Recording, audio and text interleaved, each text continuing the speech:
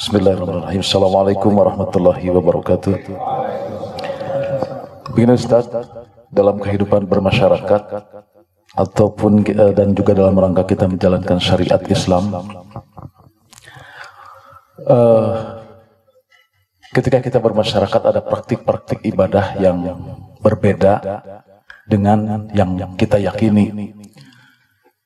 Ketika kita bertukar pikiran Ustaz, seperti tadi kata Ustaz, ada dua pendapat. Kata yang satu, kamu tidak istiqomah menjalankan syariat Islam itu.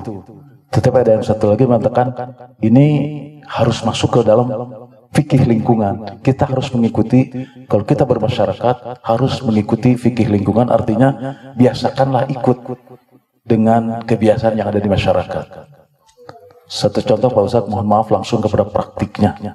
Ketika kita ada misalnya, ada tahlilan yang biasa di masyarakat, karena kita fikih lingkungan, kita masuk, kita ikut mengikuti di sana. Contoh yang lain, misalnya kita tidak berkunut, tetapi ketika kita ke masjid karena ingin di masjid ada kunut, nah misalnya seperti itu. Kalau jadi makmum barangkali cukup mengaminkan atau tidak mengangkat, tapi kalau kita misalnya menjadi imam, ada satu dilematis, apakah kita harus kunut atau tidak. Nah, bagaimana menyikapi itu? Apakah kita termasuk kepada hal yang tadi? Apakah kita tidak istiqomah dengan apa yang kita pelajari, dan satu lagi, apakah ada di dalam usul fikih atau yang namanya fikih lingkungan? Demikian Ustaz, terima kasih. Assalamualaikum warahmatullahi wabarakatuh. Mungkin maksudnya adalah fikih sosial, bukan fikih lingkungan. Ya. Fikih lingkungan itu telah ditulis oleh guru dari guru-gurunya kita. Saya nggak ketemu beliau, tapi hanya mengamati beliau di YouTube dan TV-TV. Syekh Yusuf Al-Qaradawi. Syekh Yusuf Al-Qaradawi, selain bab politik, saya suka beliau.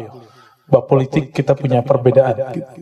Dan bahkan Syekh Wahbah Zuhaili yang ditulis itu, yang terjemahannya sudah ada, yang disebut salah satu gurunya Ustadz Wah, ya, Ustadz Adi, itu mengatakan kalau ada mujtahid, imam mujtahid hari ini, maka Yusuf Al-Qaradawi lah. Sebelum terjadi konflik politik di Timur Tengah yang parah ini, ya, beliau nulis buku Fiqhul Bi'ah, fikih ekologi lingkungan. Itu beda dengan fikih sosial. Mungkin maksud Bapak adalah fikih sosial, al-fiqh al-ijtimai. Kalau dalam usul fikih disebut dengan uruf. Uruf itu sesuatu yang telah diketahui dilakukan berulang-ulang kali, atau disebut dengan adat. Adat itu bahasa Arab dari ada ya'udu, adatan, yang berulang, berulang. Uruf diketahui dari kata satu kata dengan ta'aruf, arafah, ya. Arafah, berarti diketahui bahwa itu baik, itu disebut dengan uruf. Maka yang mungkin pas disebut fiqhul uruf, fikih uruf atau fikih sosial.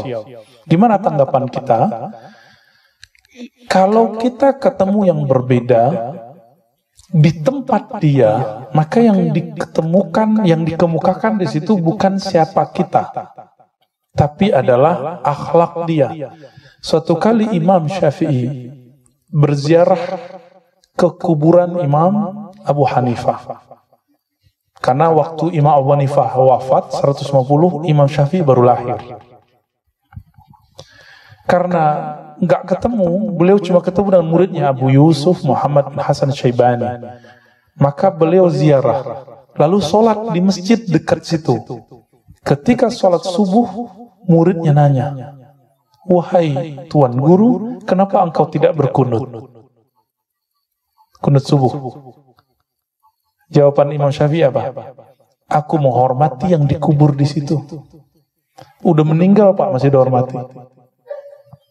Sekarang kita cuma karena beda masalah yasinan, kita udah nggak hormat ke orang. Menurut Imam Syafi'i, hadis kunut yang sahih itu subuh. Menurut Abu Hanifah yang sahih itu witir. Salat witir pakai kunut itu yang sahih menurut Imam Abu Hanifah. Itu pun sebelum ruku. Dua orang ini sepakat untuk tidak sepakat, tapi tidak pernah menghujat dan tidak pernah mengatakan yang dikubur itu syubhat. Nggak ada. Bid'ah itu kan sesuatu yang tidak ada dalilnya, bukan sesuatu yang dalilnya lemah. Oleh salah seorang ustadz mengatakan tidak boleh ikut kunut. Kenapa? Itu bid'ah, hadis dhaif. Nah, itu logikanya nggak nyambung. Logika hukumnya keputus di tengah jalan. Keputus. Kalau begitu, seandainya dia mikir nggak? Seandainya dia hidup di zaman Imam Syafi'i, berani nggak bilang, Imam, ente syubhat. Syafi'i, ente pelaku bid'ah. Hadis dhaif kok. Imam Muzani depan Imam Syafi'i, pewaris ilmunya Imam Syafi'i itu Muzani, Humaidi, Ahmad bin Hanbal. Itu merasa kayak semut depan Imam Syafi'i. Gimana dengan imam yang tadi bilang syubhat itu? Gak kelihatan kayaknya ya. Dia nggak mikir sejauh itu.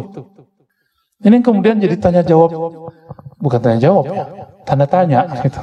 Tanda tanya besar di kepala saya. Katanya ikut salah gitu. Jadi ketika Bapak misalnya berkunut, terus jadi imam di masjid gak kunut, jangan kunut, hormati pengurusnya atau imam di situ. Kalau nggak usah jadi imam. Tapi rakaatnya jangan ditambah, Pak. Ya, itu disebut fikih sosial. Kalau istilah saya ada fikih akhlak. Tapi kita belum tulis bukunya, Pak. Kalau istilah Syekh Hasan Al-Banna disebut fikih dakwah.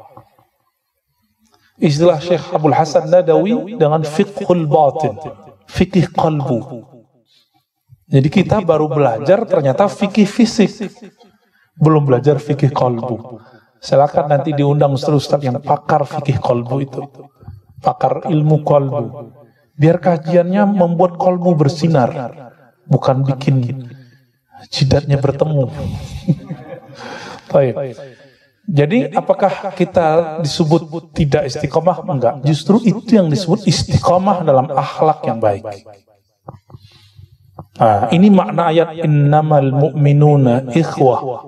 Ya, orang beriman itu bersaudara. Lalu di ayat itu dikatakan fa aslihu baina akhawaikum.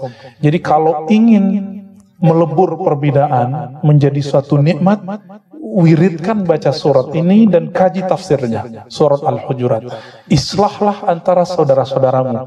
Ayat ini turun dan jadi abadi karena Allah tahu umat ini pasti tidak akan mau islah, maka perintahnya disuruh islah.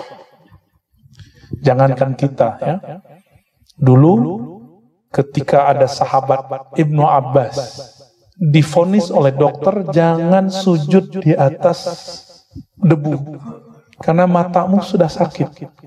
Kata Ibnu Abbas radhiyallahu taala anhuma, la af'al ma lam yaf'alun nabi. Saya enggak mau buat yang Nabi enggak buat. Enggak pantas masa seorang Ibnu Abbas sujud di atas sajadah sedangkan Nabi tidak pernah sujud di atas sajadah. Jadi antum ini ahli bid'ah semua ini. Hijau lagi. Ya, ini kayaknya tebel nih ya. Beda dengan yang di rumah kita tuh tipis ya. Udah gitu udah lecek lagi ya. Udah bekas lututnya itu udah gak tanggung-tanggung. Di bagian hidungnya itu udah bau komedo. Beda ya. Hei, ahli bid'ah. Jadi teman-teman semua, ketika saya mengganti amal saya, fikih ibadah di depan kawan saya yang beda faham, di tempat dia ini disebut fikih akhlak dan itu sunnah salaf saleh. Jadi nggak disebut tidak istiqomah. Misalnya bapak diminta jadi imam di masjid yang nggak jahar basmalah, udah nggak usah jahar basmalah. Masjidnya nggak biasa zikir-zikir ba'da sholat dengan jahar, ya udah nggak usah jahar. Gitu, sederhana nggak? Sederhana sekali. Jangan kemudian protes. Misalnya imamnya nih zikirnya kenceng pada sholat, langsung pakai Allahumma antas salam, lantas jalan. Gak usah begitu, tungguin aja, biarin aja dia zikir sendiri, kita zikir sendiri. Ya. Cukup? Ya. Tadi masalah yasinan juga ya. Oh, yasinan tuh panjang pembahasannya Pak, satu pertemuan. Karena hadisnya ada beberapa ya, ada 5 hadis mengenai persoalan yasinan dan tahlilan itu. mulai dengan sahih sampai yang tidak sahih. Minimal 5 yang saya kumpulin di tulisan itu. Mohon doanya, nanti insya Allah Maret ini saya mau selesaikan nulis buku sunnah-sunnah yang dianggap bid'ah. Sunnah-sunnah yang dianggap bid'ah. Insya Allah. Mohon doanya, amin. Baik, nanti saya kirim ke sini ya.